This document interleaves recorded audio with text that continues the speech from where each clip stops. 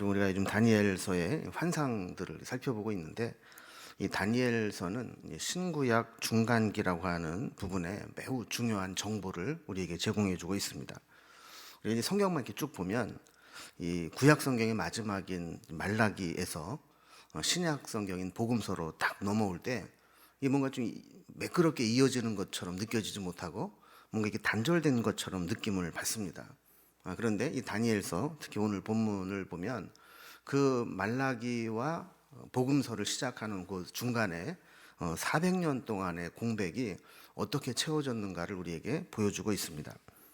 우리가 잘 알다시피 말라기는 이스라엘 백성들이 바벨론 포로로 끌려갔다가 다시 돌아오지 않습니까? 돌아와서 성전을 재건하고 성벽을 쌓고 신앙의 부흥 운동을 일으키면서 한참 새로운 꿈을 가졌습니다.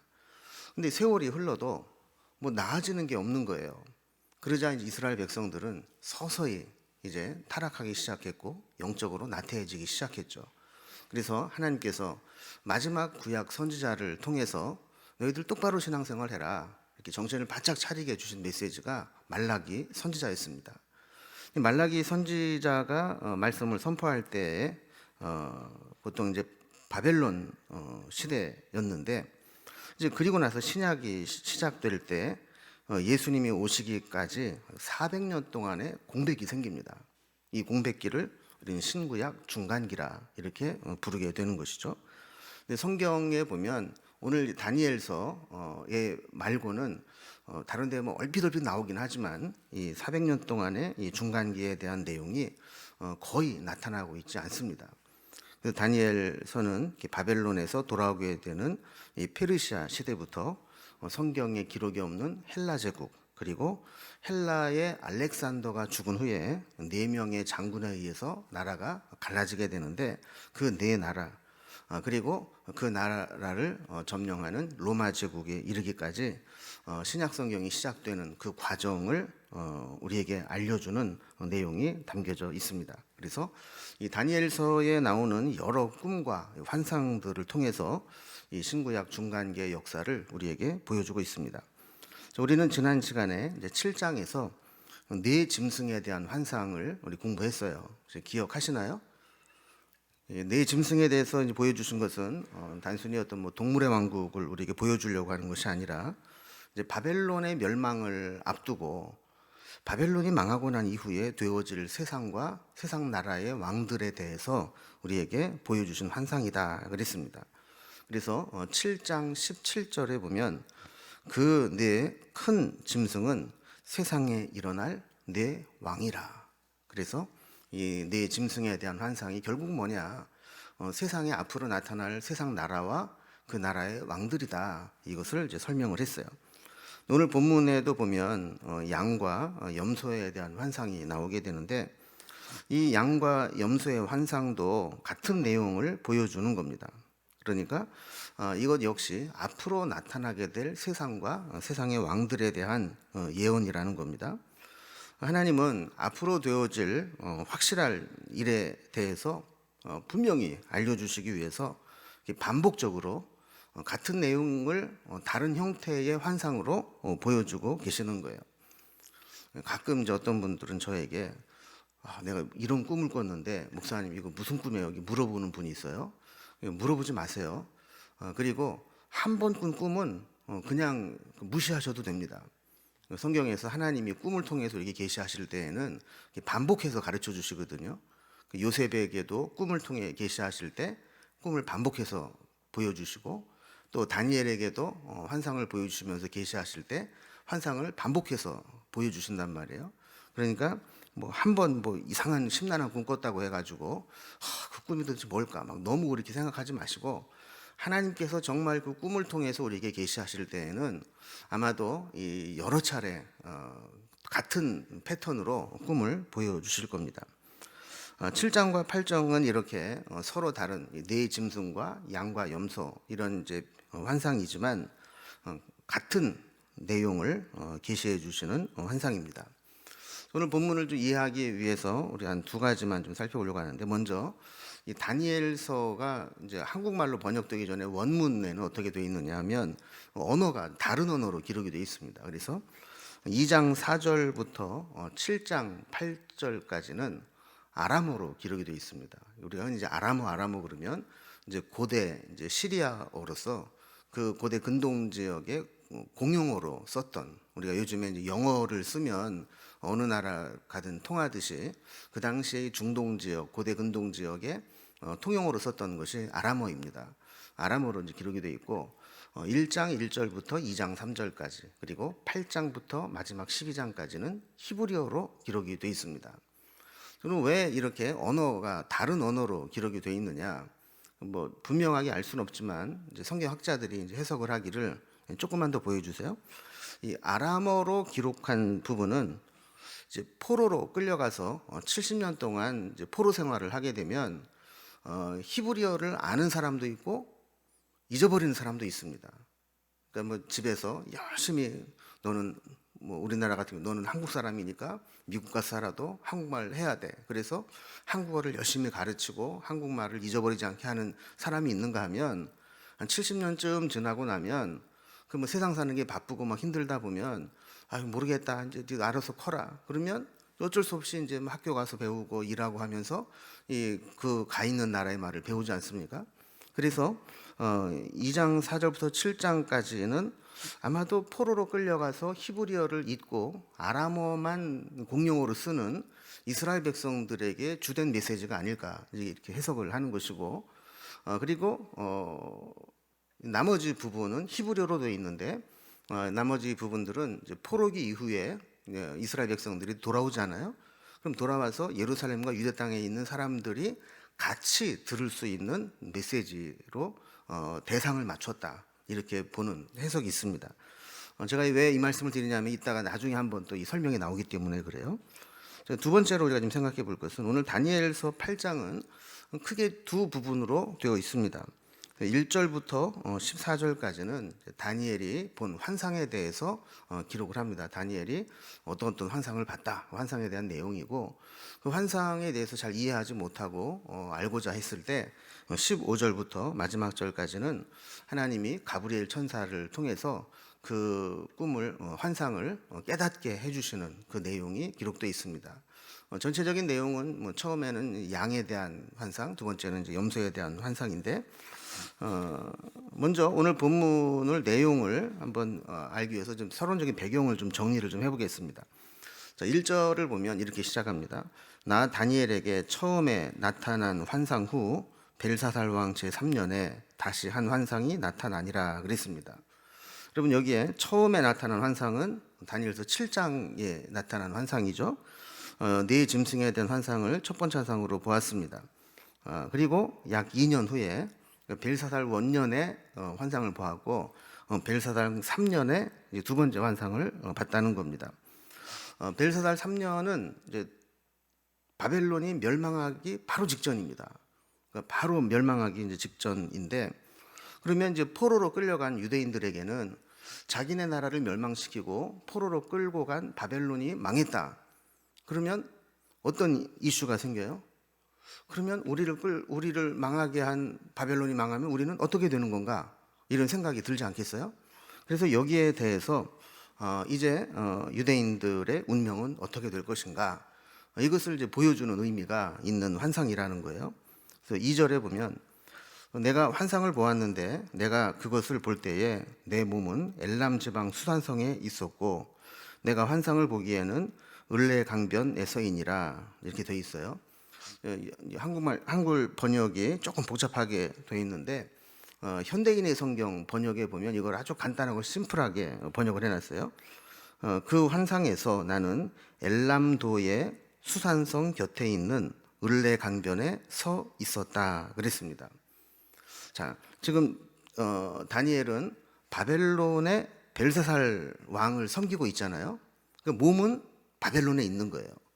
그런데 여기에 나타나 있는 그 엘람도의 수산성 곁에 있는 을레 강변은 페르시아 쪽에 있는 거예요.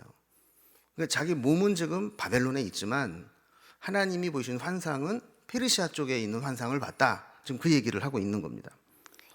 자, 15절 16절로 보면, 나 다니엘이 환상을 보고 그 뜻을 알고자 할 때에 사람 모양 같은 것이 내 앞에 섰고 내가 들은즉 을레강 두 언덕 사이에서 사람의 목소리가 있어 외쳐 이르되 가브리엘아 이 환상을 이 사람에게 깨닫게 하라 하더니 그랬어요. 그래서 1절부터 14절까지 아까 말씀드린 것처럼 다니엘이 본 환상에 대한 기록이고 이제 15절부터는 그것을 가브리엘 천사를 통해서 다니엘에게 깨닫게 해주시는 내용이 나온다는 겁니다. 자, 이 환상에 대해 깨닫게 하라라는 하나님의 명령을 받은 가브리엘 천사가 다니엘에게 해석을 해줍니다. 17절에 보면 그가 내게 이르되 인자야 깨달아 알라 이 환상은 정한 때 끝에 관한 것이니라.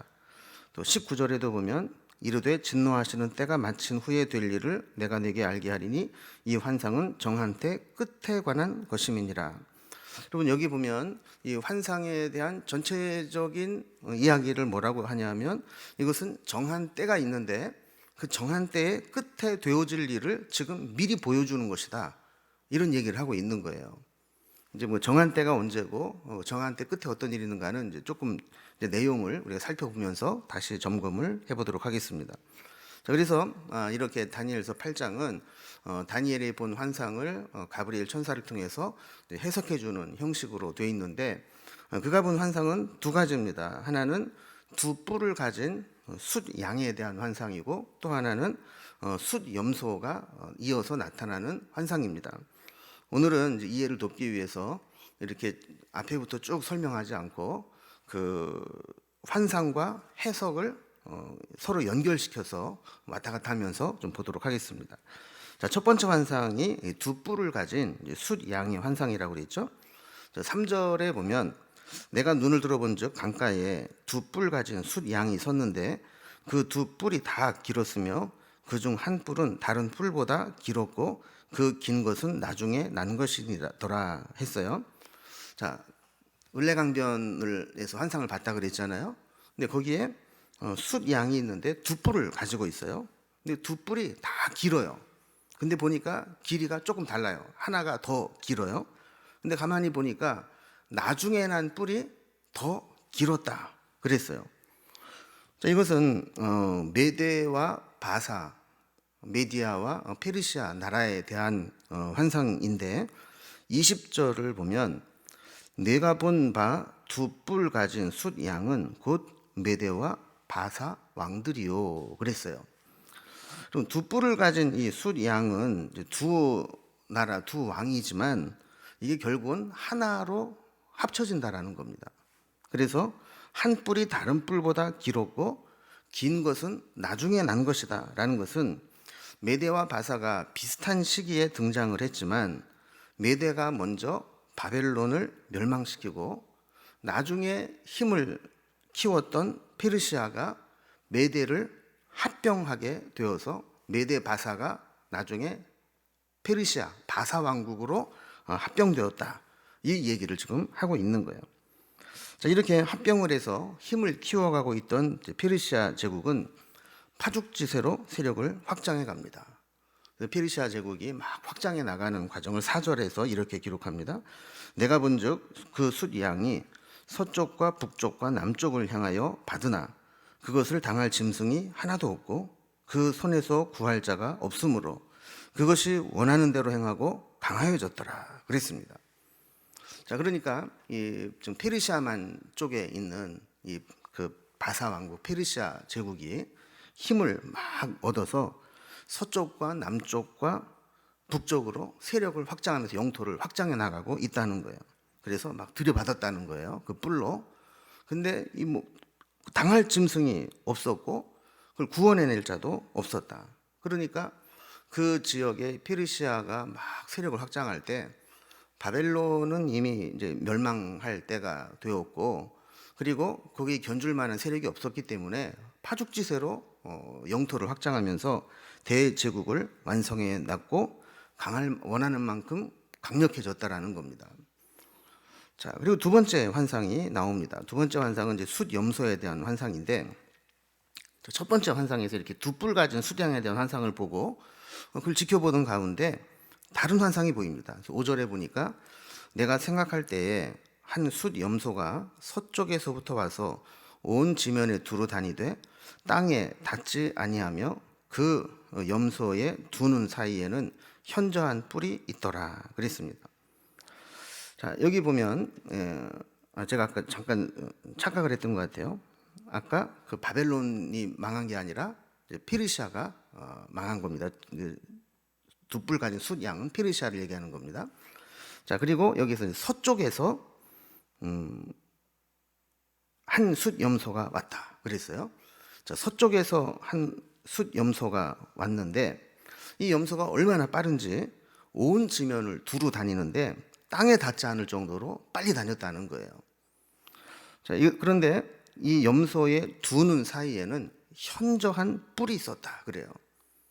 아까 염소는 양은 양쪽에 뿔이 있었는데 염소는 눈 사이에 가운데 큰 뿔이 나 있었다라는 겁니다. 자, 그럼 이것을 가브리엘 천사는 뭐라고 해석을 해줬느냐? 21절에 보면 털이 많은 숫 염소는 곧 헬라 왕이요 그의 두 눈 사이에 있는 큰 뿔은 곧 그 첫째 왕이요 그랬습니다. 여러분, 헬라 제국은 마케도니아, 지금의 그리스 지역이거든요. 그리스 지역의 마케도니아에서 일어난 제국이죠. 두 눈 사이에 있는 현저한 뿔은 첫 번째 왕이라는 거예요. 그러니까 이 헬라 제국을 일으킨 마케도니아의 알렉산더를 이야기하는 겁니다.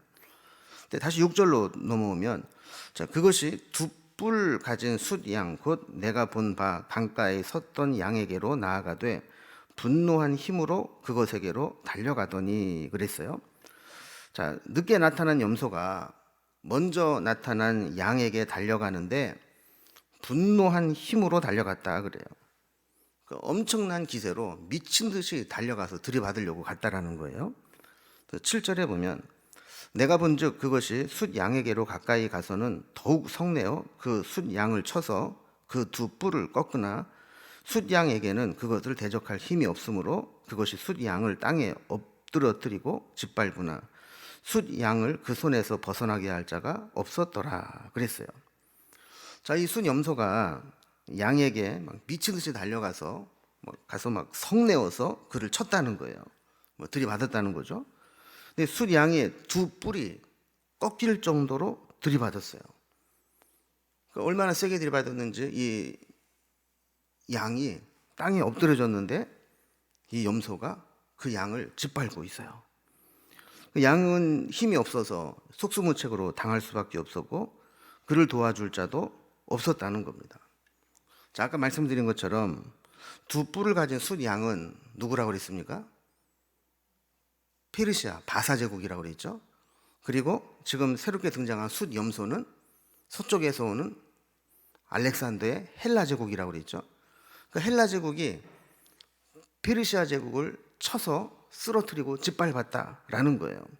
그러니까 헬라의 알렉산더가 마병을 이끌고 그쪽을 점령을 하는데 바사 왕국을, 페르시아 왕국을 순식간에 멸망시키고 그 자리를 차지하게 됐다는 겁니다. 우리가 이제 그 7장에서 봤던 이 짐승들은 다 무시무시한 짐승들이었잖아요. 근데 8장에서는 양, 염소 이렇게 비유를 들었어요.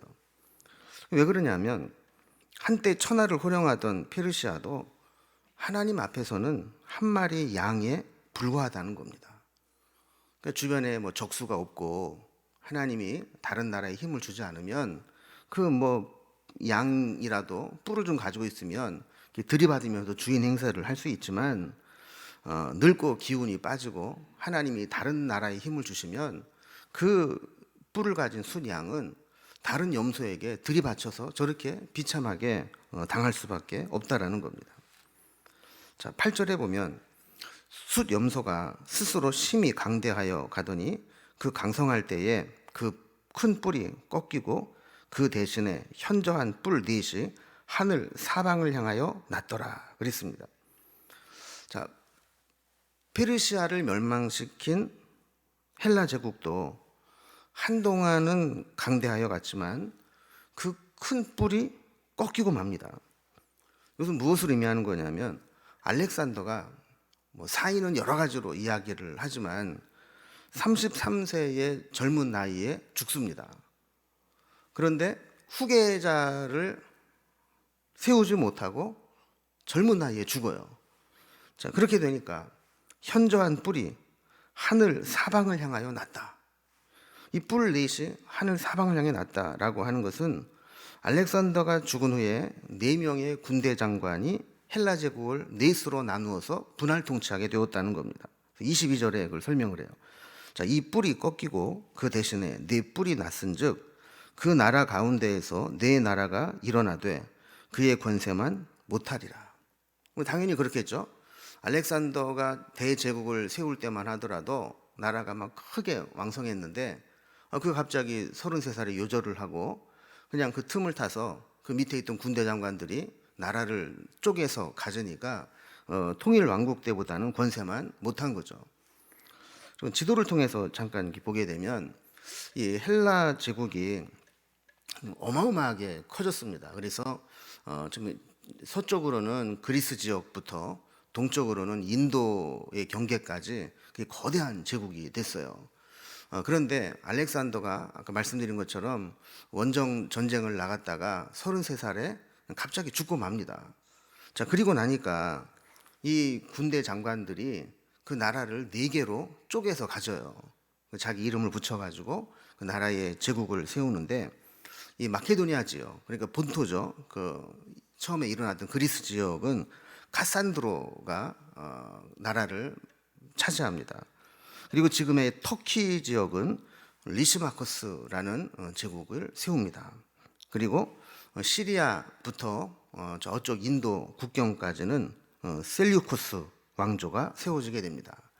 그리고 이스라엘이 있는 유대 지역과 밑에 이집트까지는 프톨레미우스라는 왕조가 세워지게 됩니다. 그러니까 그 알렉산더가 혼자 다 정복을 해가지고 크게 세워놨던 헬라 제국이 알렉산더가 일찍 죽으면서 4나라로 쪼개지는 거예요.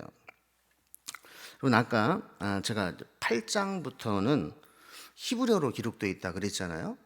그러면서 왜 8장부터 히브리어로 되어 있을까 그랬을 때 이 8장부터는 포로에서 귀환해서 유대 땅에 들어가서 히브리어를 잘 아는 사람들에게 읽히도록 하기 위해서 아마 히브리어 쓴 게 아닌가 성경학자들이 해석을 한다 그랬잖아요.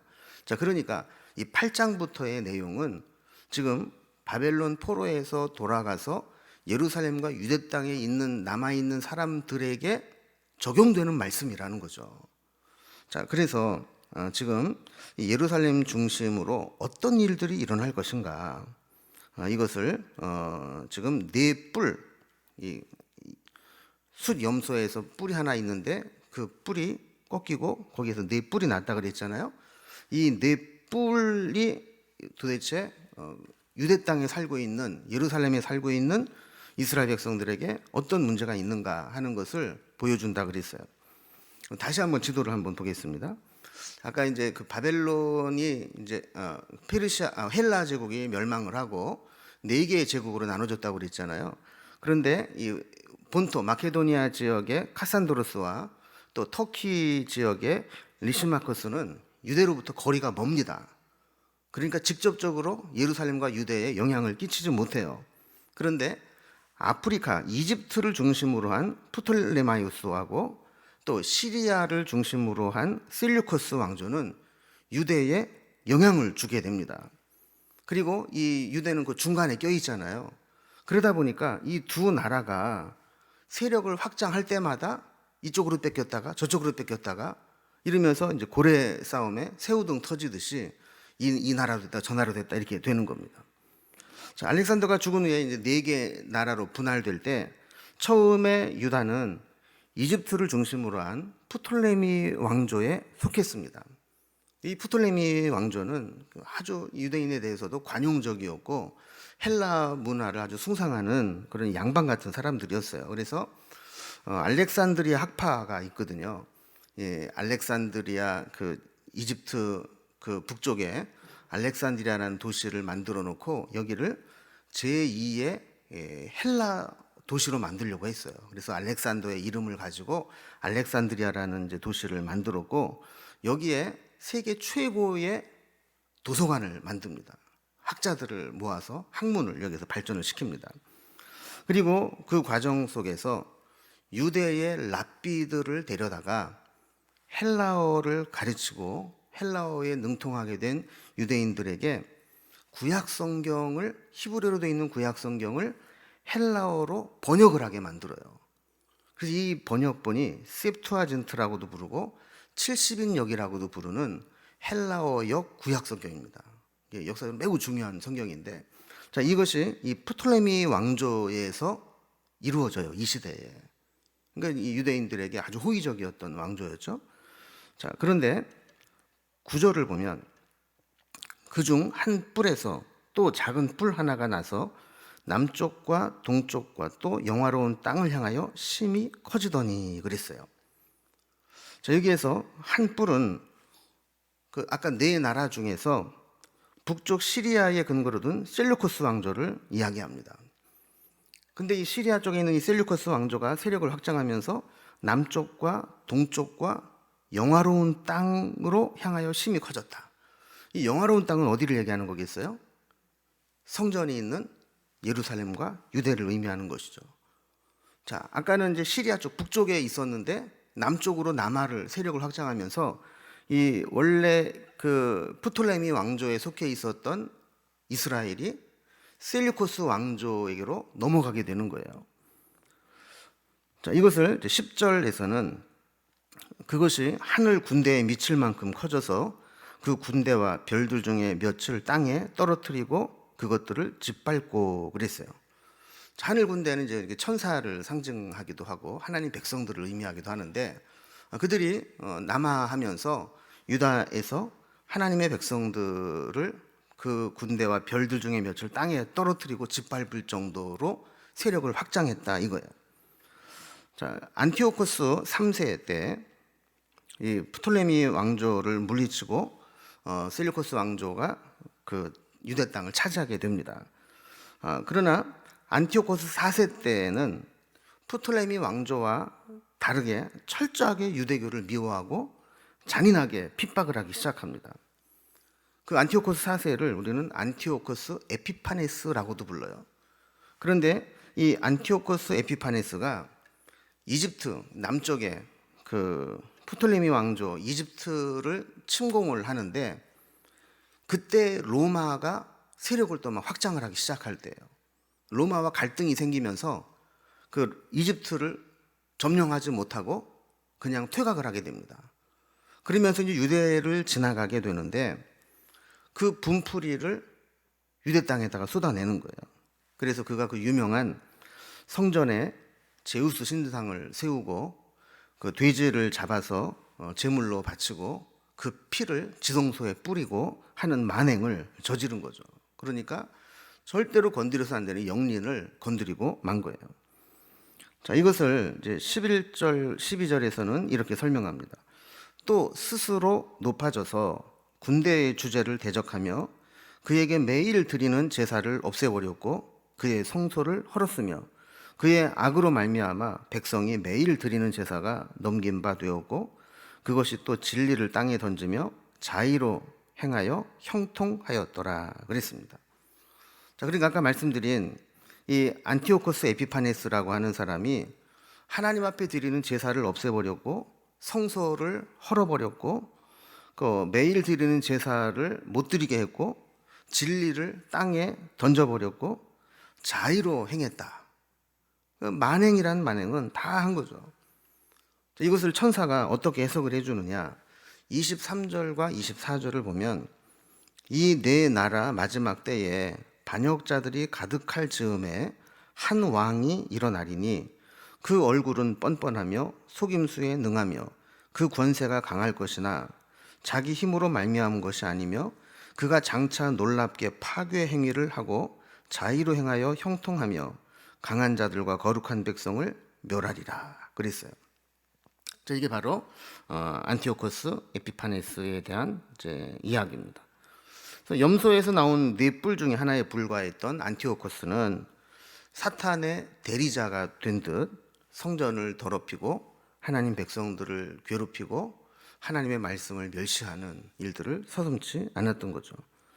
자, 그들에 대한 결과를 하나님이 말씀해 주십니다. 25절에 보면 그가 꾀를 베풀어 제 손으로 속임수를 행하고 마음에 스스로 큰 체하며 또 평화로운 때에 많은 백성을 멸하며 또 스스로 서서 만왕의 왕을 대적할 것이나 그가 사람의 손으로 말미암지 아니하고 깨지리라. 자, 그렇게 교만해서 만행을 저질러도 결국 그의 나라는 깨진다는 거예요. 또 다른 나라인 로마에 의해서 이 왕조는 완전히 멸망하고 맙니다. 그래서 사람의 손으로 말미암지 아니하고 깨지리라. 이 말은 사람이 건드리지 않아도 하나님이 망하게 하실 것이다.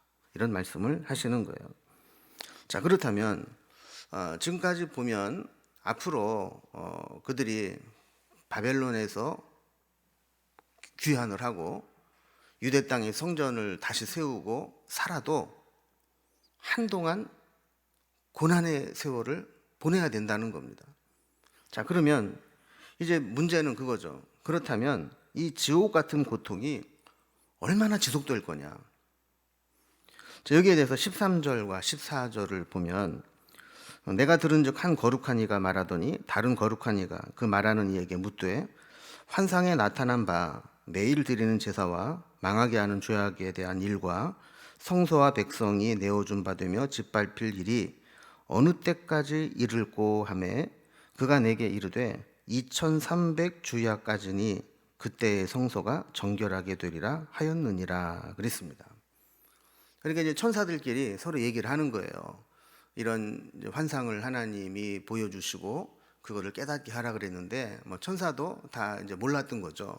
그래서 만약에 이런 일이 있게 된다면 어느 때까지 이를꼬 하니까 이제 다른 천사가 그걸 설명을 해주기를 2300주야까지인데 그 기간이 지나면 성소가 정결하게 되리라 그랬어요. 여기 보면 2300주야라고 했어요. 근데 제가 요한계시록 강해를 할 때도 말씀을 드렸고 다니엘에서도 몇 차례 말씀을 드린 것 같은데, 그럼 묵시문학에서는 이런 숫자들이 나올 때 이 숫자를 의미를 봐야지 문자적으로 숫자에 매이면 오류에 빠지기 쉽다 그랬어요. 다니엘과 요한계시록은 같은 묵시문학이기 때문에 숫자적으로 통하게 되는데, 여러분 한때와 두때와 반때, 이것은 한때 더하기 두때 더하기 반때니까 세때 반이라고 그랬죠. 이걸 어떤 사람은 뭐 3년 반으로 해석을 하기도 하고 그러는데, 또 2300주야 2300일이냐 또 아니면 주야로 나누니까 1150일이냐 뭐 이렇게 또 해석을 하는 사람이 있어요. 또 나중에 우리가 다니엘서 뒤에도 나오지만 71에 또 1290일 1335일 이런 날짜들이 계속 나와요. 그러면 이런 날짜들이 묵시문학에 나올 때 어떤 사람은 이게 뭐 하루로 계산해야 되냐, 하루를 1년으로 계산해야 되냐, 이거 가지고 막 시간을 보내는데, 절대로 이 묵시문학에서의 시간과 날짜와 그 숫자는 의미로 봐야지 그걸 문자적으로 붙잡고 있으면 오해가 된다라는 겁니다.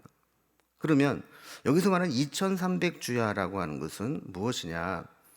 이렇게 성전이 더럽혀지고 예배를 드릴 수 없는 상황이 되고 고통스러운 시간들을 보내게 되는 것은 2300주야처럼 영원히 지속되는 것이 아니라 정해진 시간이 있다는 거예요. 근데 여러분, 우리가 2300주야, 뭐 그걸 2300일이든 1150일이든 그 시간이 짧은 시간이에요? 긴 시간이에요? 길다면 길고 짧다면 짧겠죠. 그러니까 이거는 뭐냐 하면 그 참 지루하고 힘든 시간을 보내야 되기는 하지만 그렇다고 그것이 끝이 없는 게 아니라는 거예요.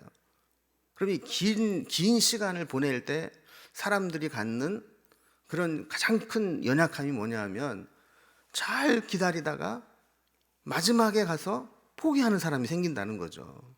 그러니까 2300주야라고 하는 시간을 채워야 되니까 그 때가 되면 끝이 나니까 잘 참다가 중간에 포기하지 말고 끝까지 참고 견뎌라, 이 메시지를 주고자 하는 겁니다.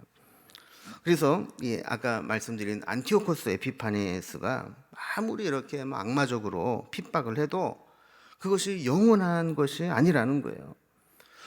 결국 이 안티오코스 에피파네스 있던 그 셀류커스 왕조도 세력이 약화됩니다. 그러면서 로마의 또 압박을 받게 되고, 이렇게 되면서 잠시 동안 마타디아스의 저항을 시작으로 해서 마카비 형제의 이 혁명이 일어나서 일시적으로 독립을 쟁취하게 됩니다. 그래서 더 이상 이 안티오코스 에피파네스에게 속하지 않고 독립을 선언을 해요. 그러면서 다시 성전을 탈환합니다. 그래서 막 돼지피를 뿌리고 막 더럽게 했던 그 성전을 깨끗하게 정화해서 다시 하나님 앞에 봉헌을 합니다. 그래서 이것을 유대에서는 하누카라고 불러요. 이 하누카라는 말은 이제 빛의 절기다 이런 뜻이거든요. 그럼 우리도 일본 강점기에서 해방된 날을 광복절 그러잖아요.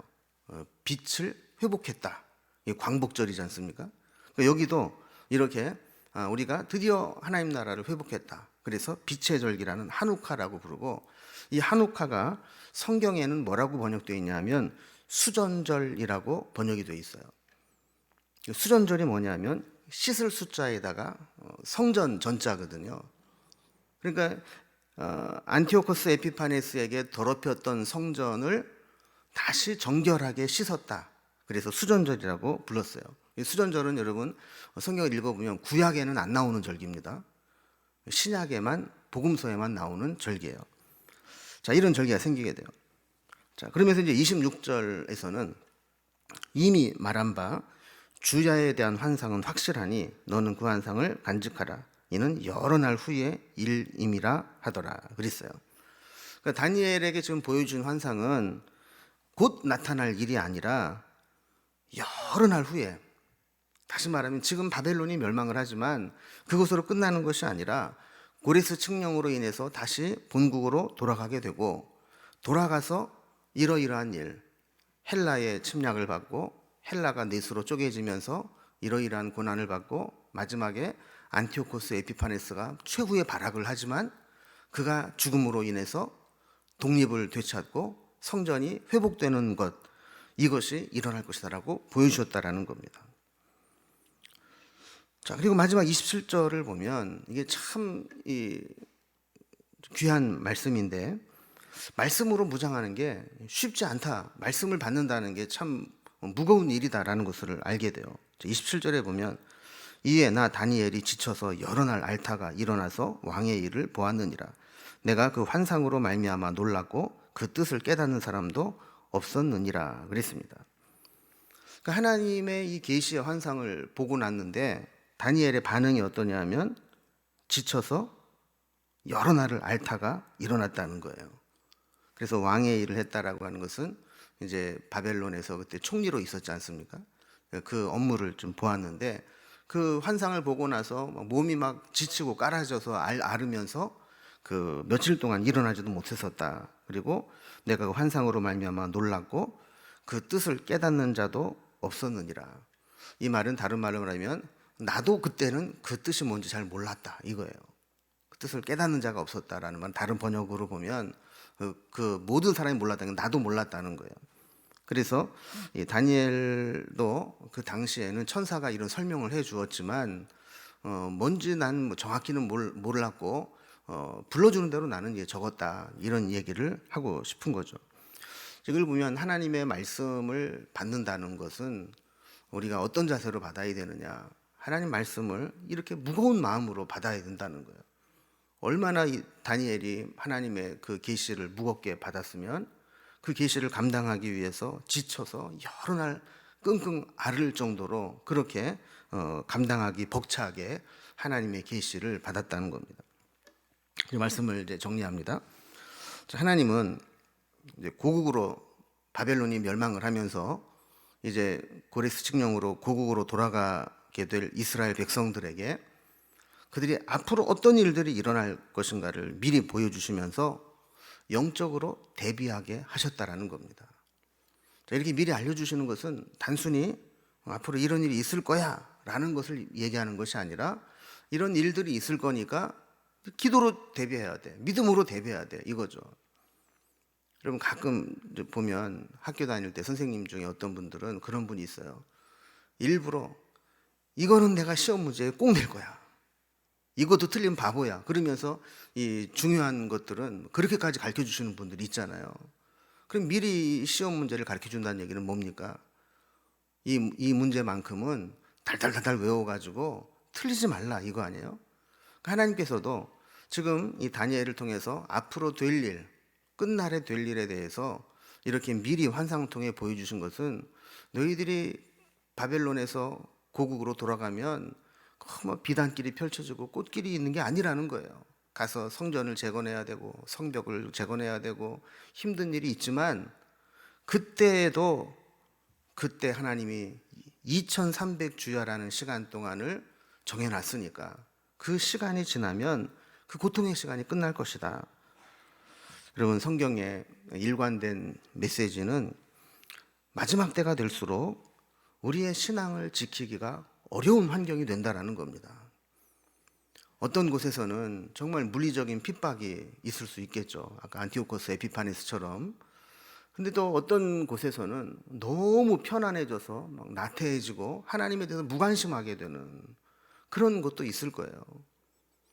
또 어떤 곳에서는 법적으로는 합법화되어 있고 자유가 보장되지만 문화적으로나 사회 구조적으로 신앙생활 하는데 불이익을 주고 이런 세상이 올 수도 있다라는 겁니다. 이렇게 성경의 일관적인 메시지는 마지막 때가 가까우면 가까울수록 2300주야가 끝나갈 때가 되면 될수록 신앙생활 하기는 힘들어진다는 거예요. 그럼 어떻게 되느냐? 영적으로 무장해야 된다는 겁니다.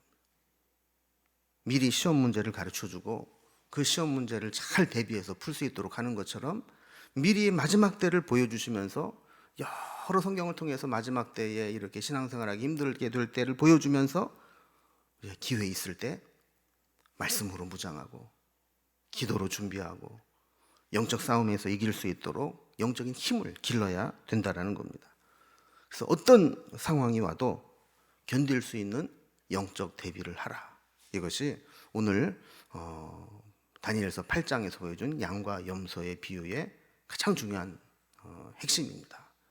오늘 말씀처럼 우리가 앞으로 신앙생활하기 정말 힘들어지는 세월이 올 거예요. 벌써 우리가 온라인에 익숙해지면서 교회에 나오는 발걸음이 힘들어지잖아요. 이런 것들을 보면 이것도 어떻게 보면 그런 일환이라고 볼 수도 있을 것 같은데 어쨌든 우리가 그럴 때 더 힘을 내서 영적으로 우리 자신을 살피고 말씀으로 기도로 무장해서 어떤 어려움이 와도 이겨내는 믿음의 용사들이 될 수 있기를 주님의 이름으로 기원합니다. 기도하겠습니다.